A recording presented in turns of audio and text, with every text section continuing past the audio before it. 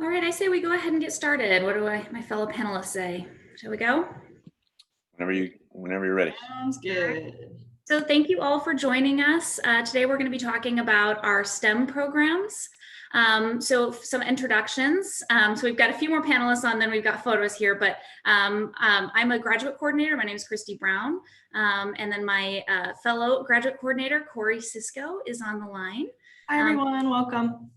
We've also got Phil Horton, who's our interim director at the school, and Nikki Chosky, who works with our Indian students. Do you guys want to introduce yourselves to say anything before we get started? Go ahead, Nikki. Sure. Thank you for having me on. I work out of the graduate admissions office at ASU, and I work especially with incoming students from India. So I'm really excited to be here and happy to help answer any questions you have today. Hi, everyone. My name is Phil Horton. This year, I'm serving as the director of the design school, interim director.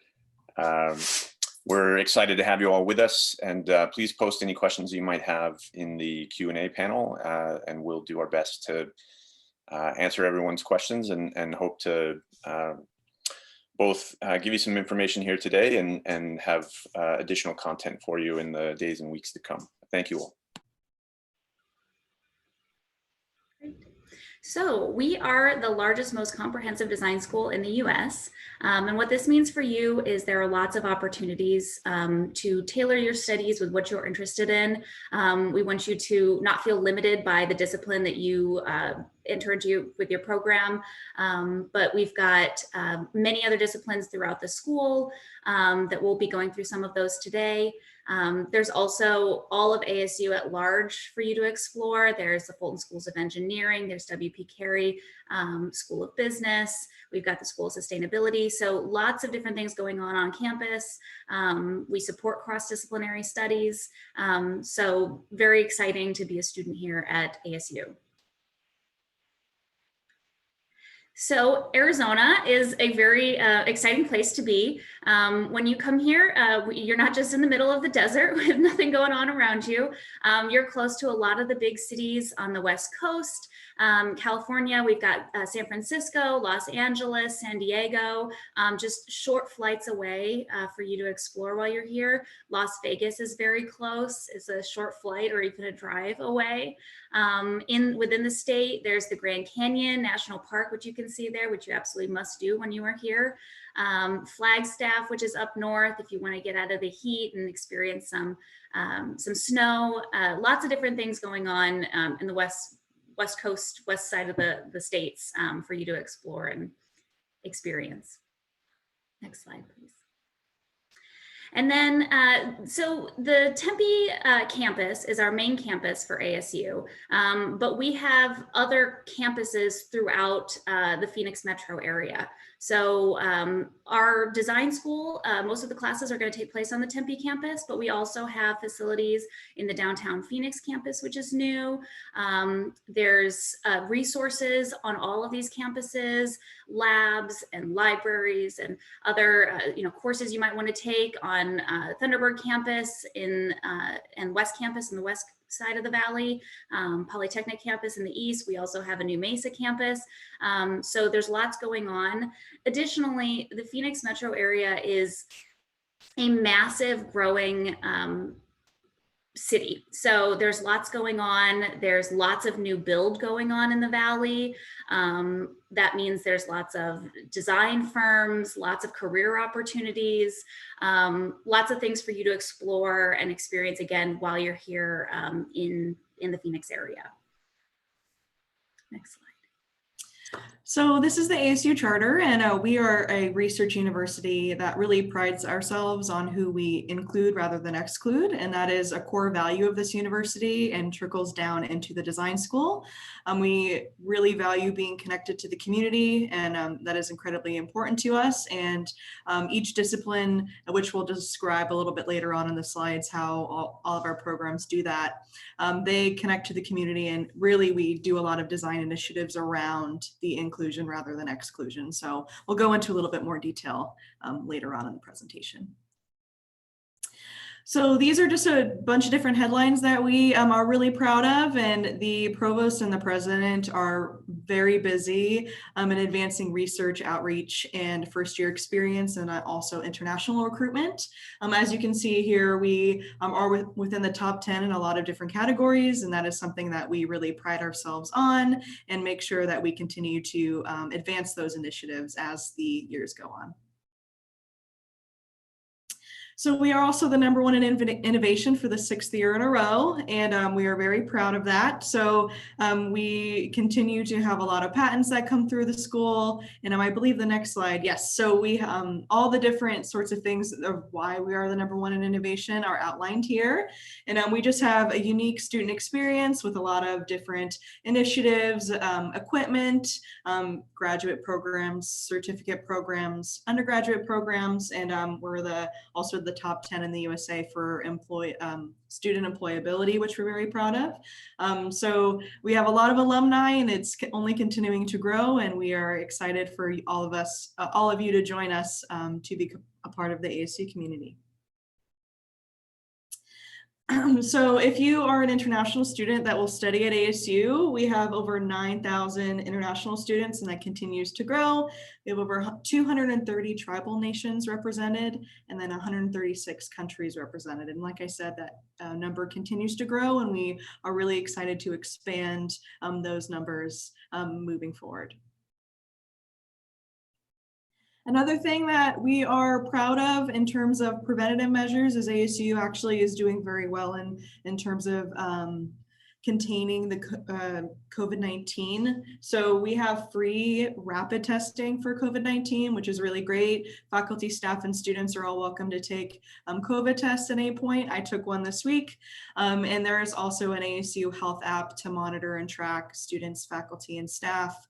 And it helps contact tracing and just reporting symptoms and whatnot. So the ASU has really also welcomed the community in Arizona to get testing, and they have expanded that beyond just the Phoenix Tempe area. So that is something that we just wanted to let everyone know about. So the STEM OPT extension is one of the main draws of a STEM program. So this allows you to get additional off-campus work experience in your field of study after you graduate.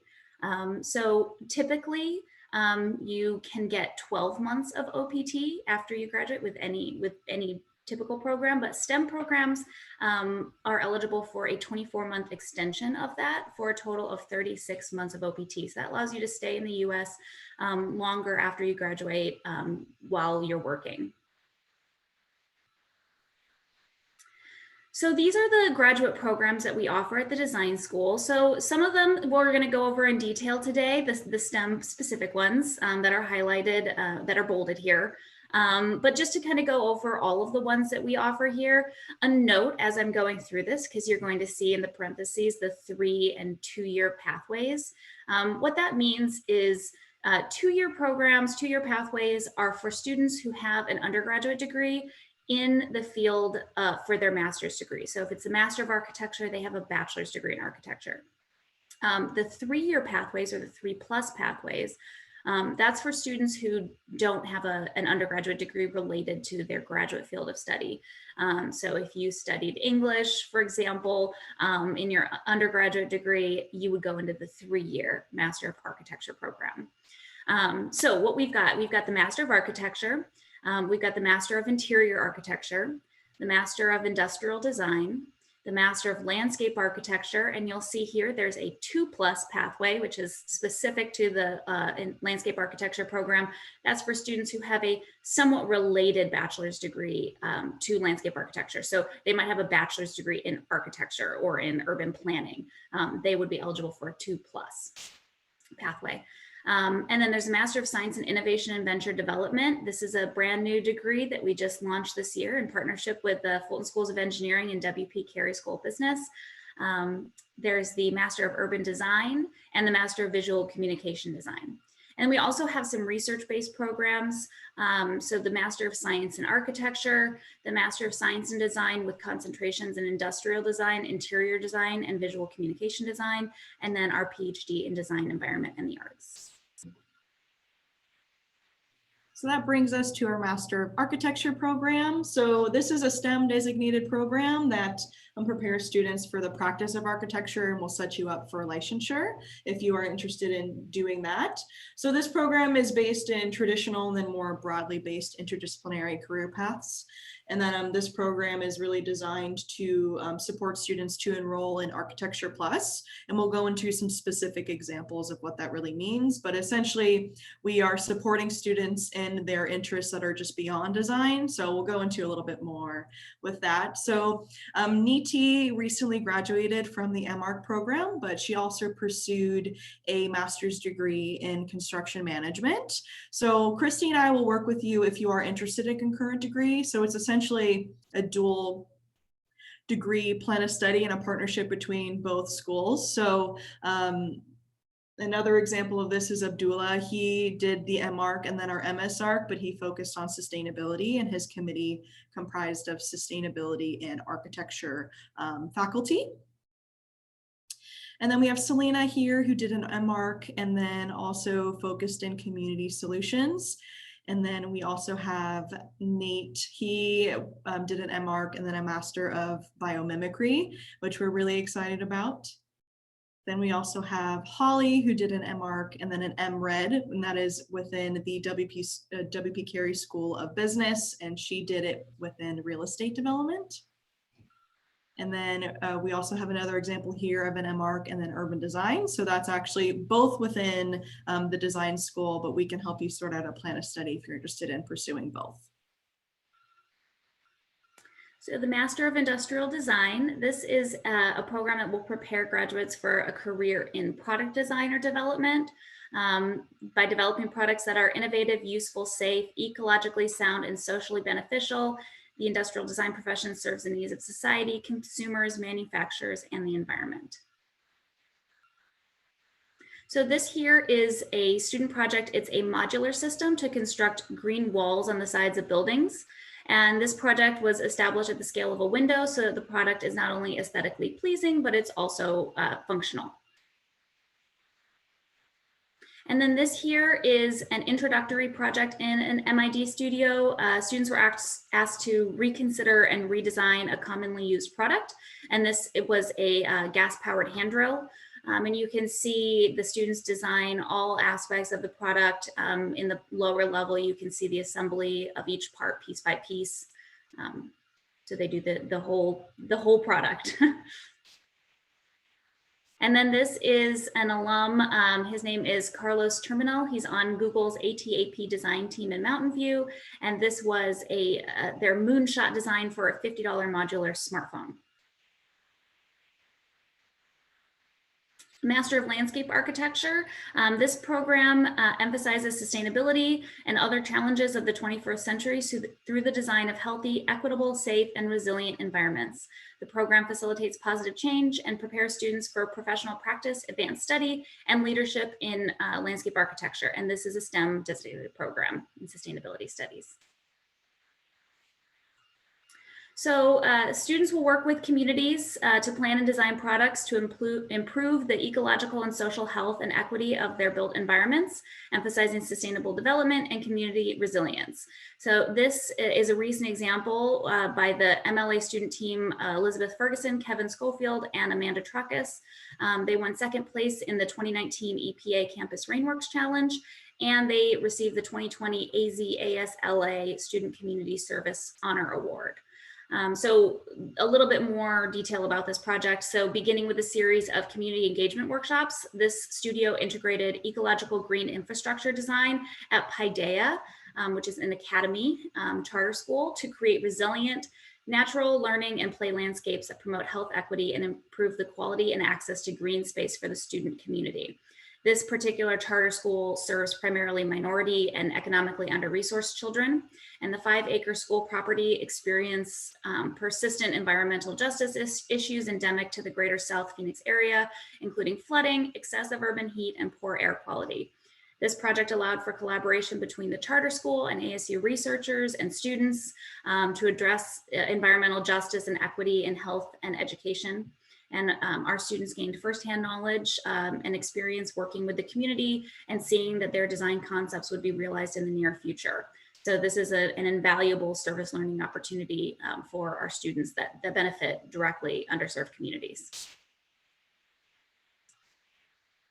So here's some other service learning studios. So on the left, we have the MLA studio that traveled to Hawaii to make site investigations and host community engagement event in Honolulu in 2019.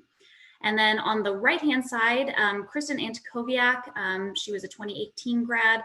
She facilitated a scenario community workshop in the South Mountain Village, which provided real community input to the studio design project in Phoenix. So we are very connected. All of our studios are very connected with the communities, working directly with them for feedback and real world projects. So some research going on. So on the left, the Hydro GI Lab in the Landscape Architecture program is a research group that aims to understand the green infrastructure design process and landscape performance in the hot and arid environment of the Phoenix metro area. The team has conducted design experiments and measured the hydrological and ecological performance of the biodetention basins in partnership with the Flood Control District in Maricopa County. The Hydro GI Lab has also conducted landscape performance and monitoring of the social and ecological benefits of green infrastructure design at the ASU Tempe campus Orange Mall project. And this is directed by Dr. Chang and has engaged several landscape architecture faculty, as well as interdisciplinary researchers, graduate and undergraduate students.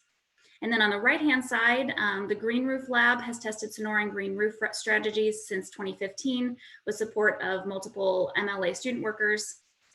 So lots of research going on in the Valley. And then some notable alumni. So on the left, I mentioned earlier, Kristen Antikowiak. She's a 2018 outstanding graduate student for the Herberger Institute for Design and the Arts. And the background image that you see on this slide is from an article on ASU Now about her efforts to address environmental health and social justice in one of the poorest neighborhoods in Phoenix. And this image was taken from a community tree planting event that she planned and received funding for and support for from the city and NGOs. And then in the middle, we've got Laura Martins. She's a 2011 MLA alum, and she is now a principal of her own firm, Studio M, located in Phoenix. She's also an adjunct faculty member teaching in the LA program where she teaches studios. And Laura was named the 2019 WXLA Scholar. This is a program that aids the professional development and success of young female professional and emerging leaders in the landscape architecture profession.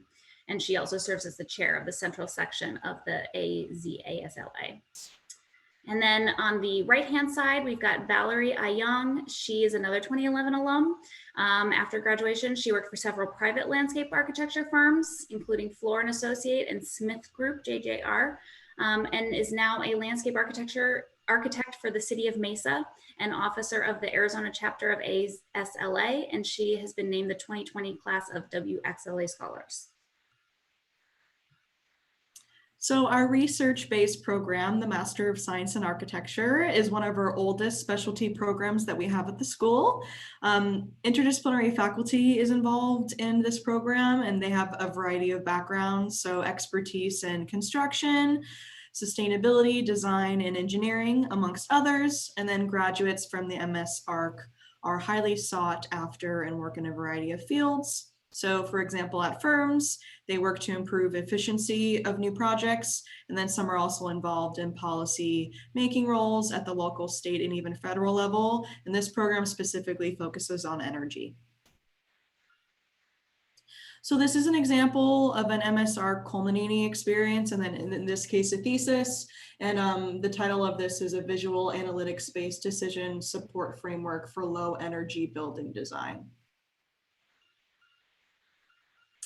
And then one of our alum, Vikram, is now the director of building performance at Olson Kundig. And then this is a project that looked at climate and performance analysis for the Seattle House Tower project. And then, as Christy mentioned, this is a program that we launched this fall, and we're really excited about this program since it is a partnership between Fulton Schools of Engineering and then W.P. Carey School of Business, and then the Herberger Institute for Design and Arts, but really located within the design school. And this is really a new master's program that turns entrepreneurial thinkers into game-changing founders. And we'll go into a little bit more detail now. So this is Cheryl Heller. She is the program director of the MSIVD program, and she is a faculty member within all 3 schools. So this is the new modality for learning. So it is studio based, but venture-centric, and really it's learning by doing. So the cohort is split into certain teams and they will work throughout the whole program, which is a fall, spring, and summer semester. So as you can see, the studios really take you through the discovery process. So first you start with discovery and insight, then you go into problem reframing, then you go to explore, fail, and solve, and then the business model, and then to scale. And then in addition to those studios, you also take lecture-based courses that really prepare the students with the power skills that are really required to become leaders of innovation. So you'll be taking fundamentals of entrepreneurial leadership and then scaling entrepreneurial leadership. And then there are also some elective requirements. So if you are interested in pursuing, some design courses, you can also take those within the program as well. And then this is a sketch of the new building that the MSIVD program is located in. So it is called Novus. It's very beautiful. This photo does a pretty good job of capturing what it looks like, but it's a very large space with bright, big windows. And unfortunately, they haven't been able to utilize it as much this fall semester, but as the program continues to grow, they'll be located within that building there. So the application requirements for this program are a little different than our other programs we mentioned. So pretty simple application process. So you will complete the ASU graduate admissions application. You will submit your transcripts. So you actually can submit your unofficial transcripts while you are applying. And if you are admitted, then you are required to submit your official transcripts during the first semester you are in the program. There are specific requirements for unofficial transcripts. So when you are applying, make sure to read those details just to make sure that you are meeting all those requirements. Then if you are an international student, you will need to submit an English proficiency score. And then you will also need a resume and a letter of intent. So applications are open now. Priority deadline to be considered for funding is January 15th. And then applications after January 15th will be reviewed on a rolling basis, but just know that January 15th is when the bulk of the review is going to take place, and there will be some funding opportunities to be offered. And that is the link specifically for the MSIVD program. So there is a specific graduate coordinator for this program. Christy and I are happy to answer some questions, but we will most likely get you in touch with Jackie Collins. This is her email and then direct phone line as well. So Corey just went over the application specific to the MSIVD program. The other programs, this is the process. So there's 2 applications, the graduate college application, which is just kind of your traditional information about yourself, previous education history, similar to most applications you filled out before for school. You'll have your transcripts. Just like Corey said, you can upload your unofficial transcripts when you apply, but the official transcripts will need to come after you've been admitted in that first semester. And then the English proficiency scores for international students, and there are a variety of tests that are offered. If you have any questions, we can put a link to the English proficiency information in the chat. I'll make sure to put that in there so you can see the variety of options you have. And then GRE scores are required for select programs. That is the Master of Science and Architecture program and the PhD. And then we have the slide room application, which is really specific to the design school. And this is what the admissions committees are really going to be focused on when they're evaluating you. So this is where you want to put a lot of your efforts in. So the electronic portfolio, A note about this, if you are going into a 2-year pathway, again, if you have a bachelor's degree in the same field that your master's is in, they want to see a traditional design portfolio. And we did do a webinar all about portfolio tips. So again, we can post the link to that in the chat for you. But if you are going into a 3-year or a 3+ program, that they are not looking, the admissions committees are not expecting you to have a design background because you might be coming from any other discipline. So they're really just using the portfolio to get to know you, see where your creativity lies, where your interests are. So any kind of creative endeavor that you have, say you do photography, or you do some drawing or painting, or you've refinished furniture, or you famously, there's a story of the sushi chef who submitted images of these beautifully arrayed sushi rolls. Anything that's kind of related to design or creativity, you can use in that portfolio. And then there'll be a statement of purpose, and then the email addresses for 2 recommenders. The system will automatically send them an email with a link to upload their letter for you. So no hard copies are needed, no mailing. It'll all be electronic through the system. And then we are in the middle of our admissions process, our admissions cycle, and our priority deadline is also January 15th. Like Corey said, this is when the bulk of our decisions are going to be made, and this is when a lot of funding opportunities are distributed after that priority deadline. So this is our contact information. So Corey and I are here to help you through the admissions process, and then if you're admitted, throughout your entire program.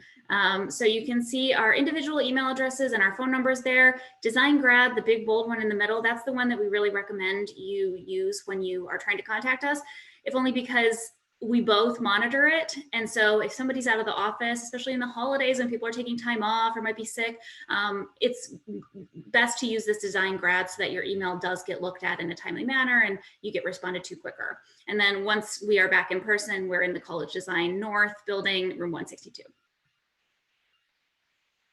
So we're here, time for, yes, this is, we recommend that you follow us on Instagram, just to kind of see what we've got going on, what events are happening, what students are working on, student projects, important news happening at the school. So please find us on Instagram. You can see our handle here, and follow us. And now it's time for questions. So please place your questions in the Q&A and we will get through them. That was really great, Corey and Christy. Thank you both. We have had a handful of questions come into the Q&A during the presentation. I've answered a few of them. None of them were private, so they're all visible, but we can also discuss them broadly if there are, let's say, further questions about them. One that I didn't type a response to and thought that we should specifically talk about.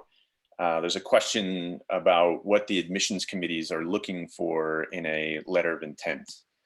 And this is a really phenomenal question. One thing to really note, and we cover this a bit in the portfolio webinar, which both in the chat and in Q&A, we've had a couple of attendees ask specifically for the link to the portfolio webinar, which we'll share with everyone. And that's a common question we're happy to answer.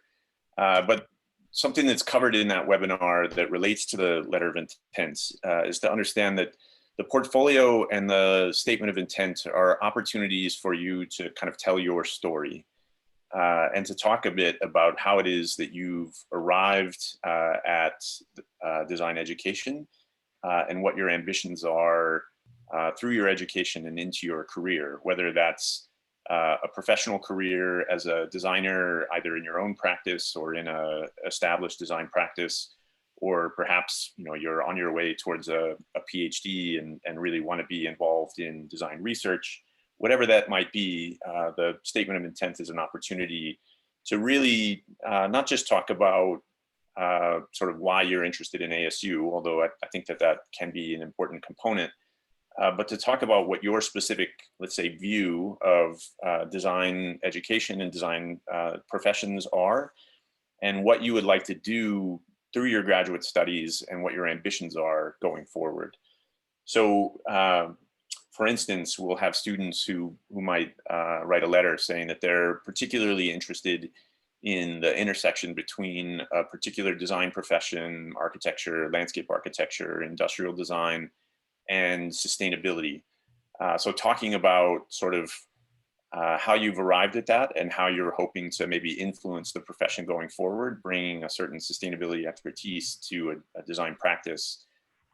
It would be one example, but there are many, many different examples. But the biggest thing to understand there is that is a kind of very personal component. It really helps us to understand you, what motivates you, why you're interested in coming to ASU and studying this particular design field, and what you hope to do, not just during your education, but with your education going forward. There's also a question here that Corey's going to answer. Corey, take it away. Yeah, so we got a question about how do dual degrees work, and then what is the duration and cost factor based on the dual degrees. So this ultimately depends on what dual programs you want to do. So we've outlined a bunch of different sorts of options. So what we see usually within the MArch, which we typically get the most concurrent degree students, is we see an MArch in sustainability, construction. We've seen with the Master of Real Estate Development program. So it does depend. Typically with the current curriculum right now, we see students complete the first year of the MArch. They take a break from the MArch and do the first year of their secondary degree. And then the final year is a combination of the two. So at a minimum, you would be extending your time at ASU with by a year. That's to say, with the contingency that that might be a little bit longer depending on what program that you want to pursue, but we've typically been able to get students to complete it within 2 to 3 years, which is really great considering you're going to graduate with 2 master's degrees. One thing that I will note is the tuition, other than paying an additional year of tuition for a secondary program, there might be program fees associated with that secondary program as well. So it's important to note that if you are looking at a concurrent degree, there might be program fees associated, and then you might be extending at least by a year. And then we can put the tuition calculator in here as well in order for you to really look at what the tuition breakdown would look like, what sort of program fees are associated with the programs, so you can make a more informed decision. Christy and I are happy to talk with you through that. We have done quite a few of these by now, so we know how it all goes. So happy to answer any specific questions if you want to schedule an appointment with us. And then Christy just posted that in the chat. Thanks, Christy. One of the important things about those concurrent degrees is that because you're doing them concurrently, you can share 9 credits between the 2 degrees, which is what really allows you to get that accelerated second master's. That's the reason why you can get both degrees with only 1 additional year, rather than it taking 2 additional years to get that second master's. And while it is a significant investment, the way in which that can differentiate you in your career, if you're going into a career in architecture and you have a concurrent master's in construction management or in sustainability or in real estate development, it really differentiates you within the market when you're applying for some of the most competitive jobs, because most of the people that you're competing for those jobs with really only have the 1 master's. Having a knowledge base in both, being able to speak both languages and really understand the techniques required for each gives you a huge competitive advantage in your career trajectory. Thanks for mentioning that, Phil.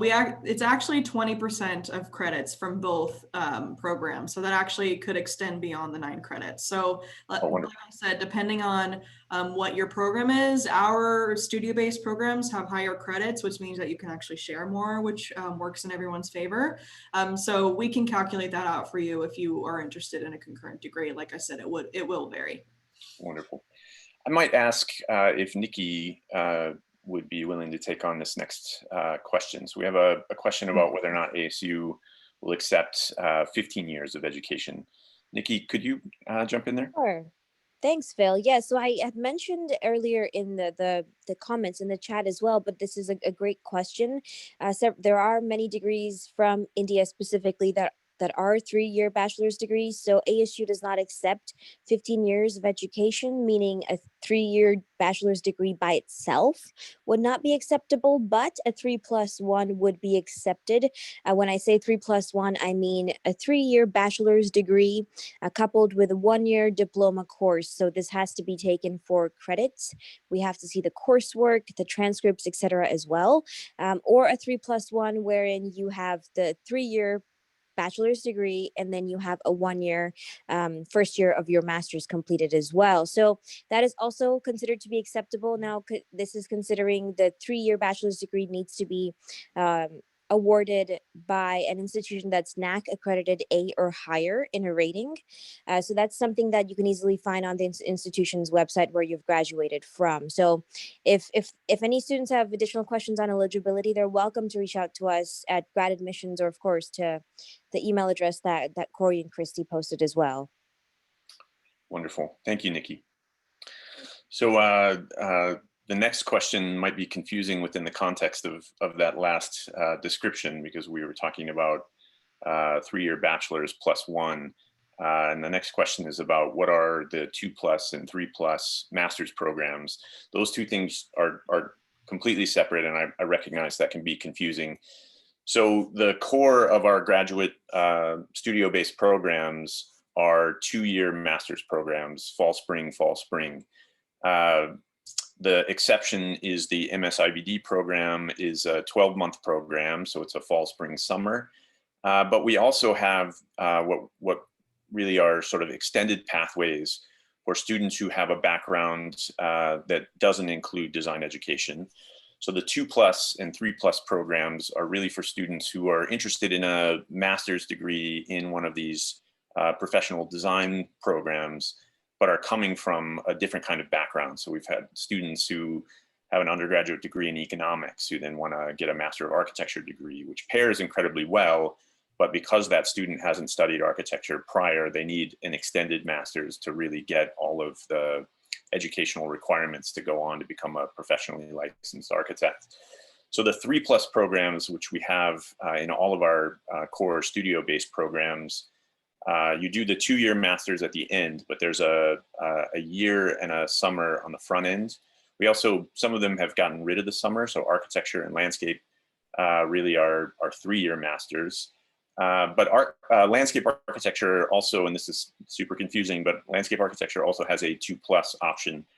And the 2+ option really recognizes that there are students who have an undergraduate degree in an allied discipline to landscape architecture, but don't have a BLA or a BSLA, meaning they don't have a 4-year bachelor's specifically in landscape architecture. India, particularly, there is no undergraduate degree in landscape architecture that exists in India. There are 4-year planning undergraduate degrees and 5-year BArch programs, but there's no bachelor's of landscape architecture in India. So a student from India who has either a planning degree or an architecture degree, and this actually applies to students with planning or architecture degrees anywhere, would not be able to complete the Master of Landscape Architecture in 4 semesters, but in a 2+ scenario, starting in a spring and then going fall, spring, could complete the Master of Landscape Architecture in 5 terms. I hope that's helpful. If it is sort of confusing, which it very well might be, please send us an email at design.grad@asu.edu. We're happy to spend more time there really clarifying that. I apologize that can be a bit confusing, especially when we're talking about all of these different numbers plus. So I hope I answered that question. So we have a question here: can a 5-year BArch apply for a master's, or it works only with a Master of Science? And does it come under the 2-year or 3-year? So this is a great question. If you have a 5-year BArch and you're applying, say, for landscape architecture, which we just spoke about, you would do a 2+. If you're applying for a Master of Architecture, which you can absolutely do at ASU, you would be a 2-year candidate. The important thing to note here, so a 5-year Bachelor of Architecture degree in India sets you up to be a licensed professional architect in India. Unfortunately, that licensure doesn't translate globally. To become a professional licensed architect in the US, you need an accredited degree in the US. So the 2-year Master of Architecture is a professionally accredited degree. So you could complete that and then pursue licensure here. So 5-year BArch would set you up for the 2-year MArch. Then we have a question. I completed my BArch in Bangalore recently, and I'm planning to apply for the MArch 2-year program. Can you please tell me about this program? So Tejas, if you wouldn't mind just sending us an email at design.grad@asu.edu, we will happily both share with you a previously recorded webinar that is a specific deep dive into the MArch program, as well as to connect you either with our head of architecture, Mark Nebu, or even with some of the current MArch students in the program so that you can learn more about it. So please just send us an email, designgrad@asu.edu. Happy to answer any of those questions. What is the rate of employment after one graduates with a Master of Architecture degree? How hard is it to find employment? This is a really great question, and it's always difficult to answer because the employment rates fluctuate with the economy. And obviously right now we're in a bit of an anomaly economically because of the pandemic situation. However, there are still many, many jobs available. And in fact, we have a number of students who are performing internships or who have recently secured internships. Just last week, I was on a call with a firm, a local firm that's a design build practice. They were looking both for interns and for a project architect. So we're hoping to connect with an alum as well as a current student. Just before the pandemic situation, we were in an incredible moment of like 10+ years of economic growth. And we could not bring in enough students to keep up with the demand for employment. And that goes back to what Christy was talking about before, where Phoenix is the 5th largest city in the US. It's one of the fastest growing cities in the US because it's a young city. There's a lot of land. The cost of living is fairly low. It's a desirable place to live because there's a great quality of living and a lot of amenities here. So generally speaking, the projection for employment in architecture going forward is incredibly positive. But obviously a lot of that is really pending what's going to happen as we come out of the pandemic, as the vaccine becomes broadly available, and particularly as many of you know, we're going to have a new federal administration. There's very likely to be an economic stimulus package that's going to be coming hopefully in a few months. And so a lot of those things are contingencies that really influence the economy, which then influences the rate of employment. But we're very optimistic about future employment opportunities in most of the disciplines that we offer. What is the difference between the MID and MSD program? Corey or Christy, I'm talking too much. Would one of you want to jump in there? I'll take this one. So the Master of Industrial Design, which is the MID program, is our studio-based program in industrial design. So this is essentially the program where if you want to go into product design or industrial design, this would be the program that is for you. The Master of Science and Design with a concentration in industrial design is research-based. So the final project for that program will be a written document that is a thesis or an applied project, which is a combination of, you know, a poster project with a written component. It's ultimately going to be up to you and your committee to see what that would look like. The MID program, the final project is studio-based, so you'll be creating a project that really reflects, you know, some sort of product or whatnot that your studio topic relates to. So what I would suggest is if you want to go into product or industrial design, you go to with the MID program. If you're more interested in design research or potentially teaching, the MSD is the program that I would recommend.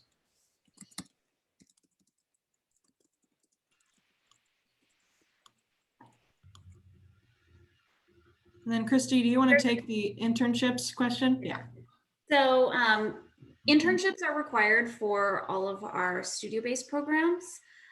So I posted a link in the chat with information about the internships. You can kind of see a list of some of the places students have worked in the past. Many of these are done in the Valley. We host a studio night event, which is typically in person. This year it's going to be virtual, but we invite design professionals from all over the Valley. Some will fly in nationally as well, but a lot of students will complete their internships locally, but you can complete your internship anywhere in the world. For international students, you have to have been a student for a year before you can apply for CPT. So that's something to keep in mind. And you can work full-time in the summer. That's why typically students will do this internship in the summer before their final year in the program. But you can also do it part-time in the fall or the spring semester. So we're here to help you with securing an internship. The studio night event, like I said, is how a lot of students will end up finding their internship. There's also an internship coordinator that's dedicated to help you through that process. Yes, internships are an important part of the curriculum. And then we have a question here that says, how can I convert from the MSc program to the MS program? So I believe this was in relation to another question that Phil answered. If you do want to switch programs, you do need to apply directly to the MS program within the design school. Unfortunately, there's no way to get around that one. So if you do have questions about the MS program, we are certainly happy to address those for you. And then I believe Phil asked you to connect with Nikki if you have any questions about the MSc. Thanks, Corey. Mm-hmm. So there's a question here. It says, I want to apply for the concurrent degree, Master of Architecture and Master of Urban Design, which is great. We have lots of information for you about the Master of Urban Design program. And the question is, do I need to apply for a single program or both? My advice to you here would be to apply to the Master of Architecture program first.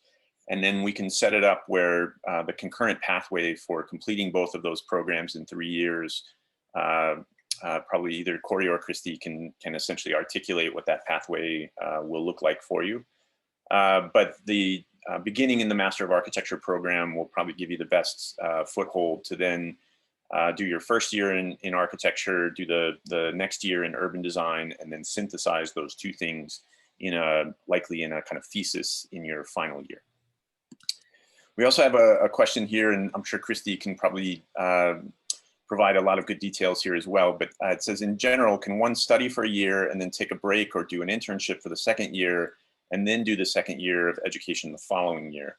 So one thing to note here is that we do have an internship through what's called CPT, curricular professional training or practical training, that we design into the summer. And the reason that one of the reasons that we design it into the summer after your first fall, spring, is that as an international student, it's after you complete those first 2 semesters, that's when you're first eligible to do an internship.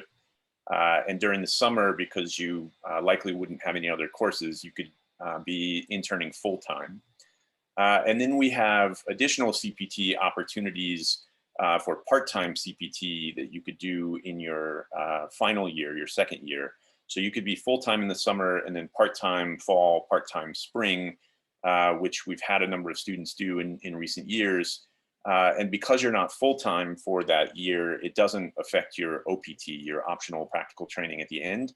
So you would still have your 12-month sort of full OPT plus access to the 24-month OPT extension as a student who's graduated from a STEM designated program. And if you have any questions there, please send us an email at design.grad@asu.edu. Christy really sort of runs point on our professional internships and can help answer further detailed questions that might follow. And then we have a question, why is user experience not part of the design school, or why is the UX program an MS program? This is a good question and a really relevant question. And there was a similar question sort of early on. So about 50% of our Master of Industrial Design students, or MID students, which is one of our STEM designated programs, about 50% of them graduate and then go into a career that is specifically in UX design. But the program, the degree program, is a Master of Industrial Design. There is a Master of Science and User Experience at ASU that's on the Polytechnic campus, and it's taught out of the Fulton Schools of Engineering through what's called the Polytechnic School. And there are some shared curricular opportunities there. You can take electives in the MS in user experience as an MID student, or you could take electives in the MID program, the Master of Industrial Design program, as an MS in user experience. We're also preparing to launch in the future a program that will be a concentration, or likely be a concentration, in our MSD called Immersive Experience Design. There's a lot of different, let's say, changing names around career pathways and certain skill sets, but the Master of Industrial Design and User Experience Design dovetail really nicely. And like I said, about 50% of the graduates in the last few years from the MID program are now in careers specifically called User Experience Design, Design Director of User Experience, or some other similar title. So I hope that's helpful. And again, any questions you might have, just send us an email and we'll happily follow up. We can connect you with our head of industrial design who can speak about that in more specific terms. We could probably try to connect you with an alum who has taken that career pathway, and they can talk about how the Master of Industrial Design program really set them up for that career path. So happy to answer further questions if you have them. Looks like we have a question in the chat. So I have a bachelor degree in mechanical engineering, and I want to do a master's in industrial design. I would like to take up the 2-year program and not the 3+ program. Is it possible? So my recommendation to you would be to apply to the 3+ program, because you don't have the traditional bachelor's degree in product design or industrial design. However, with that being said, that's an allied field. So they typically will review your portfolio, and depending on the strength of your application, they may offer you some sort of waiver in terms of requirements. The plus year within the program is really deficiency courses, to just make sure that you have that foundational knowledge in order to be successful in that 2-year program afterwards. So like I said, I suggest you apply to the 3+ with the intention of being reviewed, just to see if you're eligible for any sort of waivers. We have had many different scenarios where students with an engineering background have been able to accelerate their pathway through the Master of Industrial Design program. Our head of industrial design, Pepe Velasquez, is very familiar with that, is oftentimes looking for those engineering students who have some of those skills, and they're, again, happy to connect you further. So this question came from Surya, and Surya also has their hand up in the participant list. So I'm going to click allow to talk, and perhaps there's a follow-up question there. Surya, did we successfully answer your question? Yeah, that was good. Thank you. Thank you so much for the answer. And I would like to get to know more about the MID program. The 3+ program, right? It is like a foundation program for a designer. But I would say I have a basic skills like sketching, 3D modeling, all sort of things. You know, I have worked on projects and things like that. So I say I may go through the foundation program, but 3+ years is not my thing. I would like to take up a PhD instead of the time that I waste in the 3+ program. So is it possible for me to do a research in the future as a PhD student plus? Yes, and please send an email, because we can connect you with our PhD coordinator.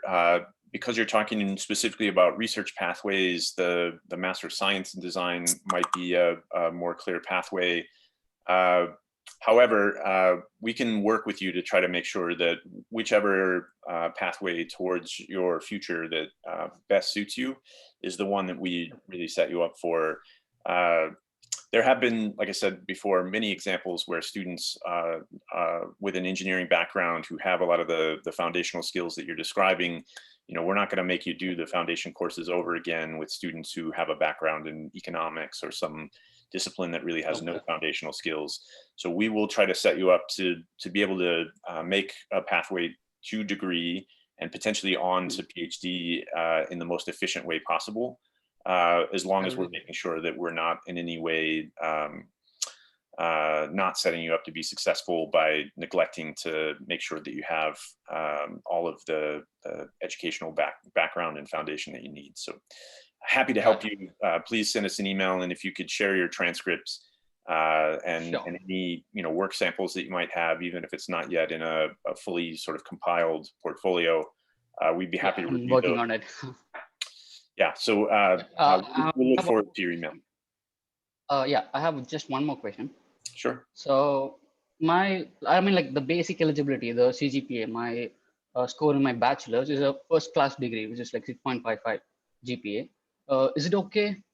Because university demands a lot. 7 was the minimum in most of the good universities. So what is the university requirement in Arizona?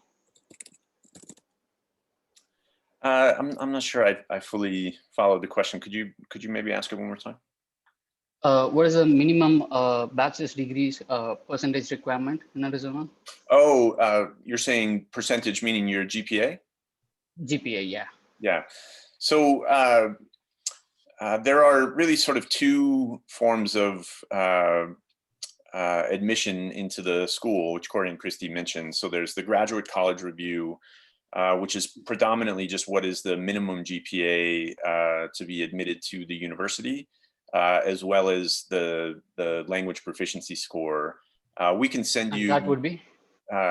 So we can send you a link to the TOEFL or IELTS score minimums and the other sort of graduate college. I believe Christy put that link in the chat already. If you scroll up, you'll be able to access that. But all the minimums are listed there too. If there's not a test that's available, Duolingo has been added as an acceptable score as well. So all that information is located there for you. That'll be great. Yeah. And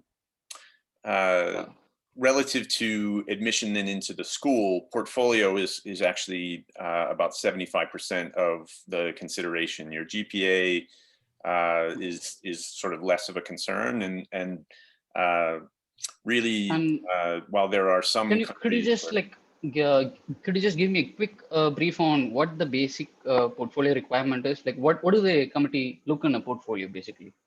So as we mentioned before, there's a whole webinar on portfolio that is a quite long webinar with a lot of detail. So we'll share that with you. Okay. That will give you a more detailed response. I couldn't do it justice in just a few seconds, but we've got a couple I have the more. link. Thank you. Yeah. No worries. We've got a couple more questions in the Q&A, and please keep them coming. These are all great questions. So there's a question. Would there be a waiver for a student, a bachelor student like computers? I'm not sure I fully understand that question, Vali. If you could perhaps elaborate. I'm not sure if you're asking about a bachelor's degree in, say, computer science, or if you're talking about specific provision for hardware. So if you could elaborate your question, that would be really helpful. The next question is, please name a few companies where the graduates from the design school work. We could give you quite a long laundry list of this, and it really depends on which discipline you're interested in. So for instance, on the architecture, landscape architecture, interior architecture side, there are a lot of really large firms here in Phoenix, Ginsler, which is the largest architecture firm in the world, Smith Group, HKS, Gould Evans, as well as a lot of smaller, let's say more boutique practices exist here. But we also have students in those disciplines working all over the world. On the industrial design side, we have students who work at Honeywell, Boeing, but also at some really high design firms like Ammunition, students who are working at IDEO, students who work at Pinterest, students working in New York, students working in San Francisco, Phoenix, sort of all over.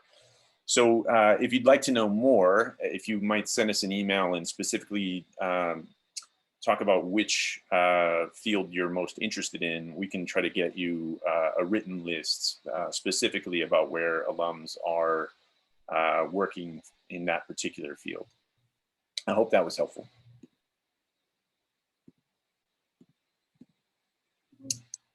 And that's our time. If there are any other questions that you have, please email design.grad@asu.edu. We're happy to answer your question or connect you with program heads or faculty or alum, current students, all of the above. So please let us know if you have any further questions, and we thank you so much for joining us today. Thank you all. Really great questions. We look forward to hearing from you going forward, and we hope you'll all apply, and we hope to see all of you in Tempe very soon. So thank you again. And thanks to Nikki for joining us as well. Thanks, Nikki. Have a good night. Thank you. You too.